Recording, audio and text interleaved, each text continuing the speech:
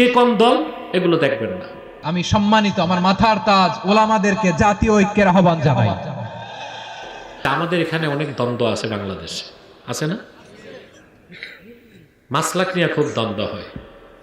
সালাম দেওয়ার আগে টুপি দেখে, তার পীরের রঙের টুপি কিনা, কল্লি গনে কয়টা, ঠিক না?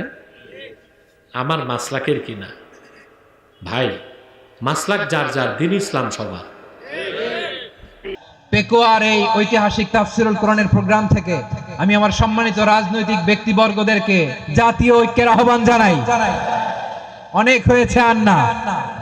আধিপত্যবাদকে রুখে দিতে হলে, বাংলাদেশের বিরুদ্ধে যে কোনো ধরনের ষড়যন্ত্রকে রুখে দিতে হলে জাতীয় ঐক্যের কোনো বিকল্প নাই। চিল্লায় বলো ঠিক কিনা?